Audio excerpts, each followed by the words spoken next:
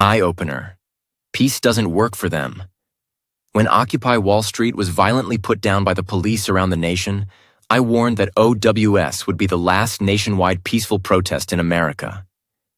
When I said peaceful, I was obviously talking about the protesters, because the police colluded with the elites to be as violent as they dared be without facing riots. And years later, I stand by my claim as more people become disillusioned with the way that they are being treated. When insurance companies can stop surgeons from performing operations on patients who are already under anesthesia, the government has given insurance companies too much leeway. And what's worse is that it feels like the government is intentionally turning a blind eye more often than not these days. No matter where you look, the leadership of the United States of America seems to be allowing big pharma, big war, big tech, big food, big insurance put profits over people. If you don't agree, please find a winning policy that truly benefited the majority. I'll wait. I didn't think you would. And the worst part about this feigned incompetent behavior on the government's part is that it is violent in the case of things like war, poverty and homelessness, and unnecessary in the case of things like wealth inequality and manufactured scarcity. Americans don't need to starve. They don't need to lose their homes due to property taxes and illicit insurance practices. They don't deserve the treatment as has been exhibited during natural and man-made disasters. And they definitely don't deserve to die because the food they're fed, the medicines they're given, and the insurance they're provided is killing them. Americans should not have to face threats from foreign nations because American leadership loves bombing other countries endlessly. Whether it's for, quote, human rights or, quote, democracy, America always seems to feel the need to utilize those bombs just sitting in those peaceful stockpiles. In today's civilized world, America should not be facing illegal immigration caused by illegal American interference in those immigrants' country of origin. In what way does the violence that America ships overseas ensure safety back home? And once the American empire has extracted all of the wealth from other nations, who do Americans think will be its next target?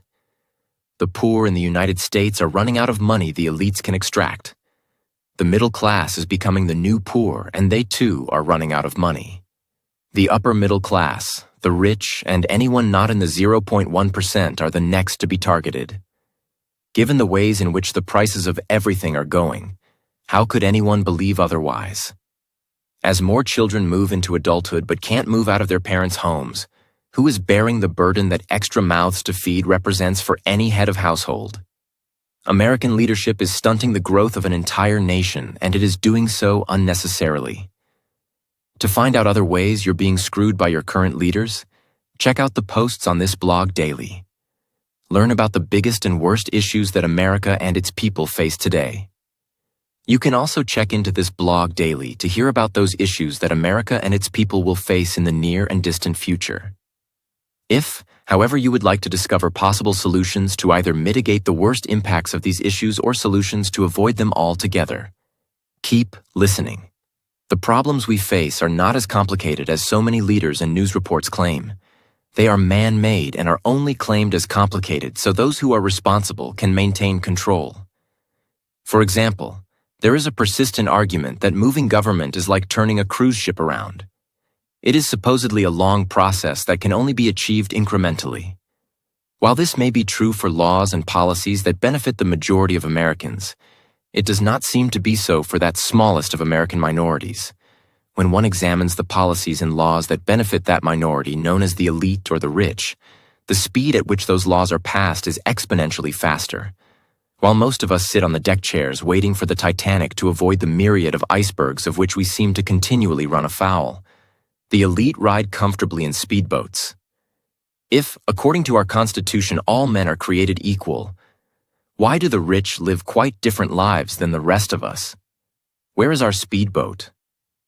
In 2018, Chris Osman wrote a book highlighting the problems humanity would face if more power, wealth, and control were funneled to a small group of individuals, groups, or organizations. In that book, Mr. Osman provided solutions, from himself and others, to the inevitable problems we would all face. In it, he also provided a means for the public to analyze, compare, and contrast the words and deeds of those we've chosen to follow against our real-world experiences. To this end, Mr. Osman provides the means for readers to disseminate information as provided by their news sources of choice, their elected officials, and any other authority they choose to follow. The book titled Solutions, Enough Complaining. Let's Fix America offers a means to hold leaders up, not just to a higher standard than is currently accepted, but to one that will improve lives. Does forced democracy sound democratic? Click the link below and get your copy of Solutions today. Oh, Man. ouch.